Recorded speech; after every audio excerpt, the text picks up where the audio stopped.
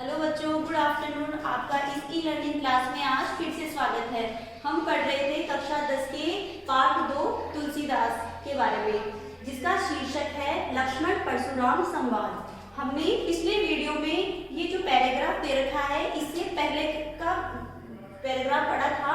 आज ये हमने दूसरा पैराग्राफ लिया है, जिसकी आज हम व्याख्या करेंगे। देखिए, सर्वप्रथम हम इसके प्रसंग की बात करते हैं कि ये इसका प्रसंग क्या है। प्रस्तुत पद्यांश मतलब ये पद्यांश, प्रस्तुत पद्यांश हमारी पाठ्य पुस्तक हिंदी के तुलसीदास पाठ के लक्ष्मण परशुराम संवाद से अवतरित है। और ये जो पद्यांश है, ये लिया किसमें से गया है? ये रामचरितमानस के बालकांड से अवतरित है।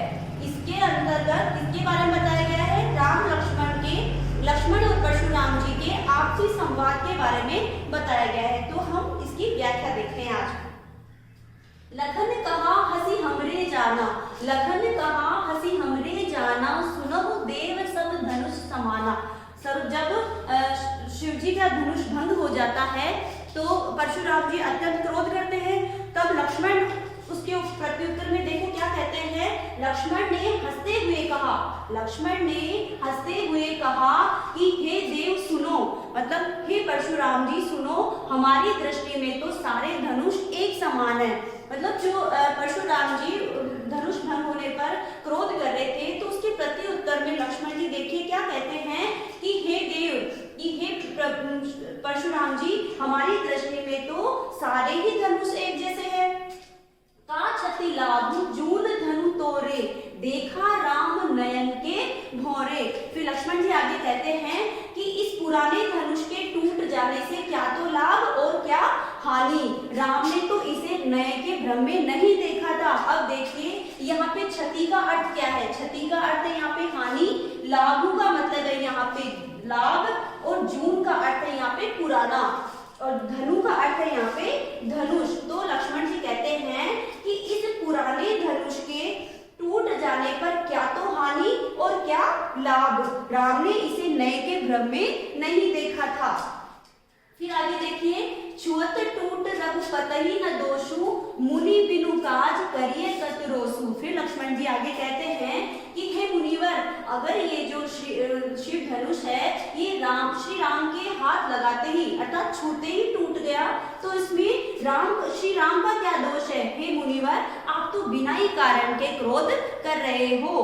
फिर से एक बार देखिए, जब वह धनुष टूट जाता है तो लक्ष्मण जी कहते हैं कि हे मुनिवर, ये जो धनुष है ये श्री राम जी के हाथ से छूते ही यदि टूट जाता है तो इनमें इनका क्या दोष है? हे मुनिवर, आप तो बिनु काज करिए, मतलब बिना कारण के ही रोष व्यक्त कर रहे हो, क्रोध कर रहे हो। आगे देखिए, बोले चितई फरसु की ओरा, रे सठ सुनेही सुभाव है मोरा। अब जब लक्ष्मण जी ने इतनी बातें कही तो इसके प्रति उत्तर में अब देखो परशुराम जी कहाँ चुप रहने वाले, वो भी अपने विचार व्यक्त करते हैं, मतलब अपना क्रोध व्यक्त करते हैं। तो देखिए क्या कहते हैं, बोले चितई फरसु की ओरा। फरसु का मतलब है यहाँ पे पता है क्या? फरसु का मतलब है यहाँ पे फरसा, जो उनके हाथ में कुल्हाड़ा था उसके लिए आया है ये शब्द। तो बोले चितई फरसु की ओरा, मतलब अपने फरसे की ओर देखकर। चितई का मतलब होता है देखना। अपने फरसे की ओर देखकर मुनिवर बोलते हैं, रे सठ का अर्थ है यहाँ पे क्या? मूर्ख। कि रे मूर्ख, सुने ही स्वभाव न मोरा, लगता है तुमने कभी मेरे स्वभाव के बारे में नहीं सुना। बालकु बोली बधौ नहीं तो ही, केवल मुनि जड़ जानही मोही। अब परशुराम जी बोलते हैं, मैं तुम्हें बालकु बोली, मतलब बालक समझकर अब तक तुम्हारा वध नहीं कर रहा था। अब देखिए ये जो बधौ शब्द लिख रहा है, इसका क्या अर्थ है? बधौ का मतलब वध करना। लक्ष्मण जी कहते, परशुराम जी कहते हैं कि अब तक तो मैं तुम्हें बालक समझकर तुम्हारा वध नहीं कर रहा था, केवल मुनिजन जानही मोही, लगता है कि तुम मुझे केवल एक सामान्य से मुनि, सामान्य से ऋषि समझ रहे हो। बाल ब्रह्मचारी अति कोही, विश्व विदित क्षत्रिय कुलद्रोही। अब आगे परशुराम जी कहते हैं कि मैं बाल ब्रह्मचारी हूँ, मतलब मैंने आजीवन विवाह नहीं किया, मैं बाल ब्रह्मचारी हूँ। अति कोही, अति कोही मतलब अत्यंत क्रोध करने वाला, कोही का मतलब यहाँ पे क्रोध, अत्यंत क्रोध करने वाला हूँ। विश्व विदित क्षत्रिय कुलद्रोही, सारा संसार जानता है कि मैंने क्षत्रियों के पूरे कुल का नाश कर दिया था, मैं जितने भी इस क्षत्रिय राजा है उन सब का नाश कर दिया था, और ये बात विश्व विदित मतलब पूरा संसार जानता है। फिर आगे देखिए, भुजबल भूमि भूप बिनु कीनी विपुल बार मही देवन दीनी। मैंने अपनी भुजबल मैंने अपनी भुजाओं के बल पर इस क्षत्रिय राजकुमारों की धरती को जीतकर, मतलब अपनी भुजाओं के बल पर इस भूमि को राजाओं से विहीन किया है, और उन राजाओं से उनकी भूमि को मतलब उनके क्षेत्र को, उनकी जमीन को जीत करके विपुल बार मही देवन दीनी। विपुल बार मतलब अनेक बार ब्राह्मणों को दान में दिया है। फिर एक बार देखिए, मतलब परशुराम जी कहते हैं कि मैंने अपनी भुजाओं के बल पर क्षत्रिय कुमारों की भूमि को जीतकर अनेक बार ब्राह्मणों को दान में दिया है। सहस्र बाहु भुज छेद निहारा परसु बिलोक महीप कुमारा। अब आगे देखिए क्या कहते हैं परशुराम जी कि जो अपने फरसे की होगी, हे राजपुत्र मेरे फरसे का अच्छे से अवलोकन कर लो। हे महीप कुमार मतलब हे राजपुत्र तुम मेरे फरसे का ध्यान पूर्वक अवलोकन कर लो, देख लो, ये फरसा बहुत तेज है, मतलब तेज धार वाला है, ये तो सहस्त्र भाव की भुजाओं को भी काटने वाला है। मातु पितुहि जनि सोच बस करसी महिष किशोर। इसलिए हे राजपुत्र तुम अपने माता पिता को भी चिंताग्रस्त कर रहे हो। हे राजपुत्र तुम अपने माता पिता को भी सोच में डाल रहे हो। किस सोच में? इस बात की चिंता में डाल रहे हो कि गर्भन के अर्भक दलन फरसु मोर अति घोर, कि ये जो मेरा फरसा है ये बहुत तेज है। अति घोर मतलब अत्यंत तेज धार वाला है, क्योंकि कैसे?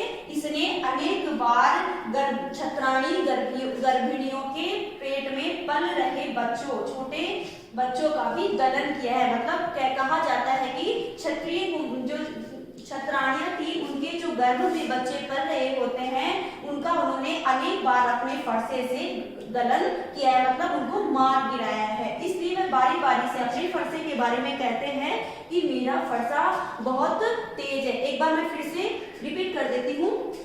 लक्ष्मण ने हंसते हुए कहा कि हे देव हमारी दृष्टि में तो सारे धनुष एक समान है।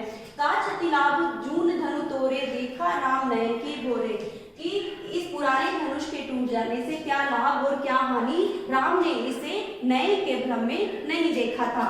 फिर आगे कहते हैं यदि ये छूते ही राम के हाथों से टूट गया तो श्री राम का इसमें क्या दोष है? हे मुनिवर आप तो बिना कारण के ही क्रोध व्यक्त कर रहे हो। फिर आगे कहते हैं कि आप मेरे बोले चितई फरसु की ओरा रे सट सुने सुभाव नगोरा। अब यहाँ पर इस लाइन से यहाँ से परशुराम जी बोलते हैं कि रे मूर्ख लगता है तुमने मेरे स्वभाव के बारे में कभी सुना नहीं है।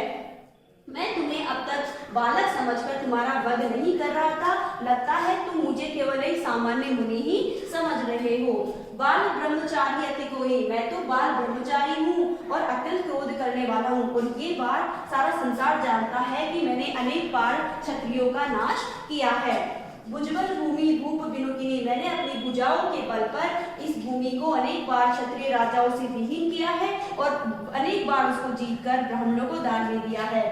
मेरा जो अपने फरसे के बारे में कहते हैं कि हे राजपुत्र मेरे फरसे का अवलोकन कर लो, ये फरसा इतना तेज है कि ये सहस्त्र भाव जैसे ताकतवर व्यक्ति की भी भुजाओं को काटने वाला है। इसलिए तुम अपने माता पिता को बिना कारण के ही चिंता में डाल रहे हो। मेरा फरसा इतना भयंकर है, इतनी तेज धार वाला है कि इसने छत्राणियों के गर्भ में पल रहे छोटे बच्चों का भी दलन कर दिया है। इस प्रकार यहाँ पे परशुराम का क्रोध व्यक्त किया गया है। तो बच्चों आज हमने तुलसीदास पाठ के दूसरे पैराग्राफ का अध्ययन किया है। तीसरे पैराग्राफ का अध्ययन हम आगे की वीडियो में करेंगे। तब तक के लिए धन्यवाद।